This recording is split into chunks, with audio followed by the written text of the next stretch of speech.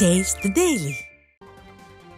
கருணாநிதி குடும்பத்தில் கலைத்துறை, சினிமா துறை போன்ற சில்லறை வியாபாரங்களை கைவிட்டு ராக்கெட் விடுவது போன்ற மொத்த வியாபாரத்தில் விடியா ஸ்டாலின் குடும்பம் குதித்து விட்டதாக எதிர்க்கட்சி துணைத் தலைவர் RB உதயகுமார் குற்றம் சாட்டியுள்ளார். மதுரை புறநகர் மேற்கு மாவட்ட கழகம் சார்பில் விராலிப்பட்டியில் வாடிப்பட்டி வடக்கு ஒன்றிய கழக செயலாளர் காளிதாஸ் தலைமையில் இளைஞர் இளம்பெண்கள் பாசறை மாவட்ட துணை செயலாளர் மணிமாறன் முன்னிலையில் பூத் கமிட்டி ஆலோசனை கூட்டம் நடைபெற்றது. இதில் எதிர்க்கட்சி துணைத் தலைவரும் முன்னாள் அமைச்சருமான RB உதயகுமார் பங்கேற்று 2026 சட்டமன்ற தேர்தலில் எப்படி பணியாற்ற வேண்டும் என நிர்வாகிகளுக்கு அறிவுரைகளை வழங்கினார். தொடர்ந்து பேசிய அவர், சட்டமன்றத்தில் திடீரென தமிழ்நாடு அரசு விண்வெளி கொள்கையை விடியா ஸ்டாலின் வெளியிட்ட நிலையில் அவரது மருமகன் துவக்கியுள்ள விண்வெளி கம்பெனிக்குத்தான் அதிகமாக லாபம் கிடைக்கும் என்று குற்றம் சாட்டினார். இந்த நிகழ்ச்சியில் முன்னாள் சட்டமன்ற உறுப்பினர்கள் மகேந்திரன், கருப்பையா, மாணிக்கம், மாவட்ட மகளிரணி தலைவி லட்சுமி, ஒன்றிய கழக செயலாளர்கள் அரியூர் ராதாகிருஷ்ணன் மற்றும் ஏராளமான கழக நிர்வாகிகள் கலந்து கொண்டனர்.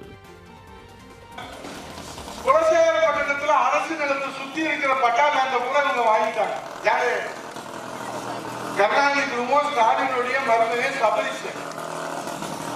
இப்போ எல்லா இடத்தையும் வாங்கினதுக்கு அப்புறம் வான் ஸ்பேஸ் அப்படின்னு ஒரு ராக்கெட் கம்பெனி.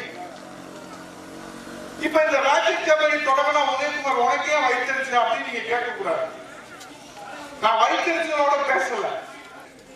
இப்ப இவர் ராக்கெட் விட்டா இந்த லாபம் பூரா கருப்பையாக்கு கிடைக்காது.